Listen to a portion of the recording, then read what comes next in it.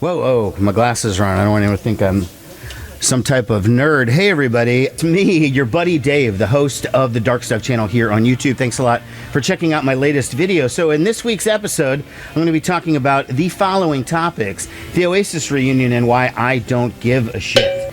I'm going to give you a little bit more details on that Faster Pussycat show that I saw the other day because I left out a pretty significant detail. I do have an actual haul to show you. I actually picked up some actual vinyl. We'll talk about that. I do have a new Facebook page. I want to go over the new playlist, the new Dark Stuff playlist. I got some music news, including stuff on the Bangles, Bob Mould, Ween. Then I'm going to do one more last-ditch effort to try to get you to subscribe to my other channel, Rock and Roll Book Club. All that and videos of my cats. Don't go anywhere. This is the Dark Stuff.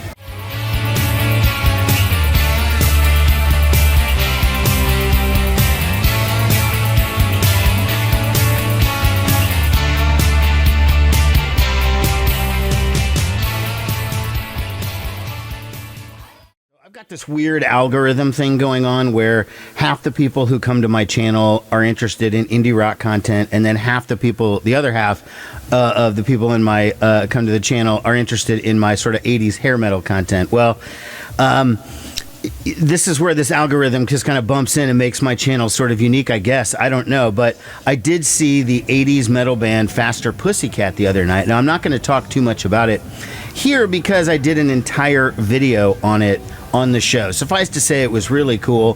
Faster Pussycat is very different than they were back in the late 80s, early 90s last time I saw them.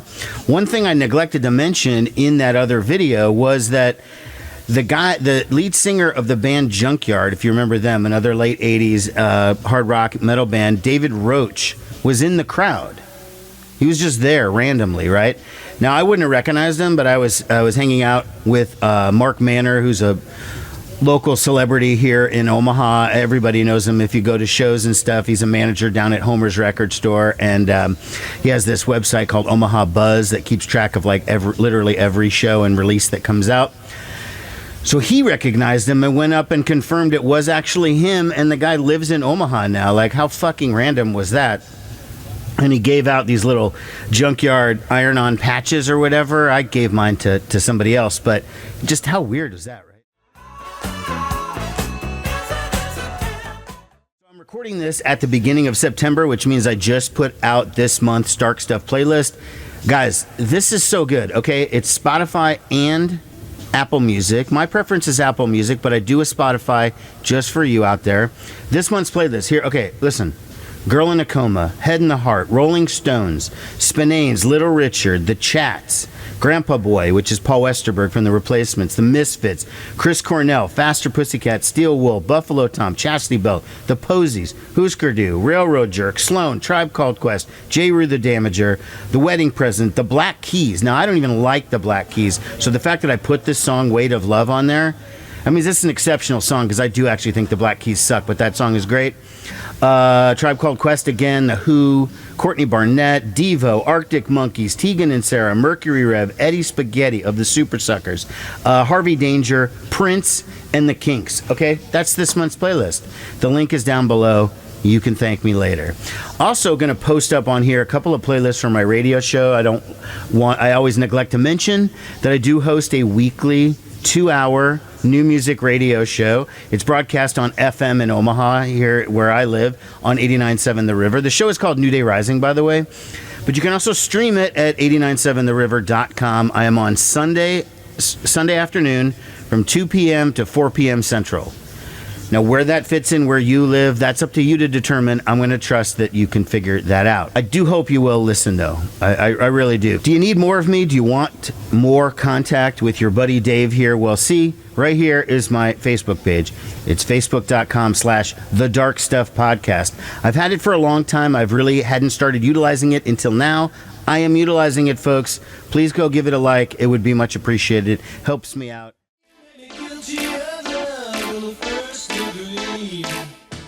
I'm real happy to report that I do have a record haul to talk about. Like, it's been kind of a while since I've just hit the stores and walked back with like a stack. I mean, it is a thin stack, I concede, but I mean, it's a stack nonetheless. First off, I was at Target looking for a gift for a friend, and I came across this in the clearance section, the newest Green Day Savior. This is the limited edition exclusive clear vinyl, and it does come with a huge poster. That's pretty clear. You know, it says Green Day like you'd expect. This is a great Green Day record. I'm not really sure why it's already going on clearance, other than maybe I'd guess people just seriously don't go to Target to buy vinyl. It's like really dumb. I love that they have clearance stuff because I got this a lot cheaper than it would have been anywhere else. I also paid a visit over to 402 Vinyl in Bellevue. Always lots of great stuff. You have to devote kind of a lot of time because the stuff is just all over the place. There's no like real order to it. I mean, minimum, or you know, there's like a section for all Japanese vinyl, and then there's like everything else is just sort of thrown in there. So you do have to spend a little time digging around. Got a couple of cool 7-inches. This is one from Elliott Smith for Needle in the Hay. Great one there. I think this is a repress, not an original. Billy Squier, Rock Me Tonight, otherwise known as the Career Killer. This was the song that supposedly ended his career, not because of this 45, but because of the super dumb video where he's dancing around in pastel colors and looking like an idiot. This is for Chris over at Vinyl Transmission. That channel doesn't even exist anymore, but I think he still occasionally watches my videos. Hey, this is for you, buddy. Uriah Heep, look in the mirror. Look at yourself. I'm sorry. Still trying to find that mythical Heap record that grabs me. Maybe this will be the one. I haven't had a chance to throw it on yet, but I am still trying. Okay, I got the full album for Sun City, Artists Against Apartheid. This just has a ton of people. Africa Bambaataa, Pat Benatar, Curtis Blow, Bono, Jimmy Cliff, Clarence Clemens, Jackson Brown, George Clinton, the Fat Boys, all sorts of people. This was big back in the day. Little Steven, I think, from the E Street Band organized that. Live record from Devo, cleverly titled Devo Live. Great stuff. It's from their peak period. I've never owned this record. And by the way, if you see any of the prices, the thing about 402 Vinyl is the guy always makes deals. You don't even have to ask. You just bring up a stack. You got it in your head. Oh, this should be like $50 or whatever, and he'll go 35 every single time. And then the last record I got over there was Chubby Checker, Limbo Party. Yeah, I think he charged me like just like $2 or $3 for this one. A little bit of music news to report to you guys. Well, I don't know if you heard, but Susanna Hoffs' father passed away. You know how much I love Susanna Hoffs, and I hate thinking of her feeling sad, but her dad, Dr. Joshua Hoffs, passed away. And so my condolences, of course. No other news on the Bangles. I saw some fake report. It was like a clickbait thing that said that one of the Bangles was dying or something, and I clicked on it. I probably just got hacked or something for doing that, but it's not true, by the way. As the final break, a tender situation, create a good illusion, feel the grip of your salvation.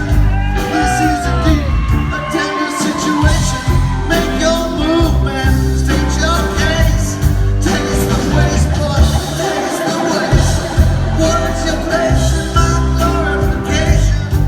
This is indeed a tender situation, get off the pot.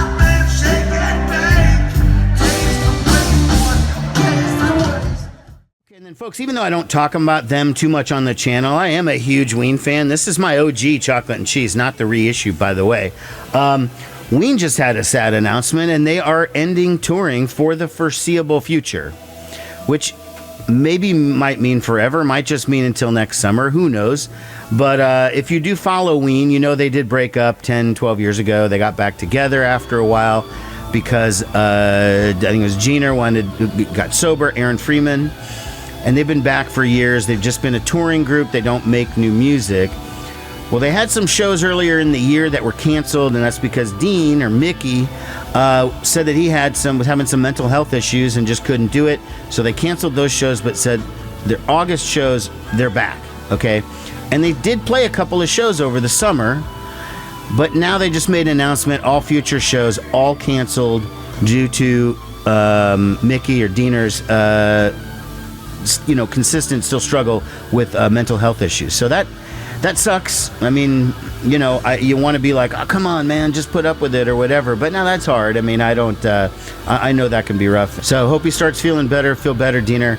I would love to see Ween at least one more time. But I don't know if you watch a lot of late night TV, but I really don't, because I'm usually asleep by like 11 or so.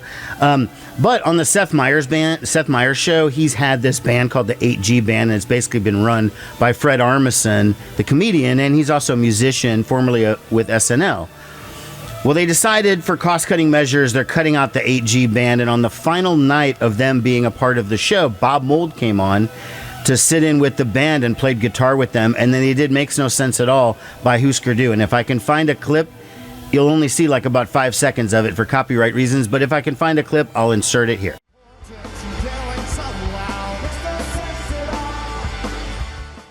Honestly, the biggest music news has been these guys, Oasis, returning. I gotta say, who gives a shit? I mean, this is their Time Flies, 1994 to 2009. This is their greatest hits collection that I have. I don't hate Oasis. They have some decent tunes, but this is the least interesting band reunion that I've heard of. I mean, I just don't care. They're brothers. It was inevitable. Just like the Black Crowes and the Kinks and all these other bands, they're not going to stay apart forever. They couldn't do anything interesting apart. Nobody gives a shit about their solo stuff.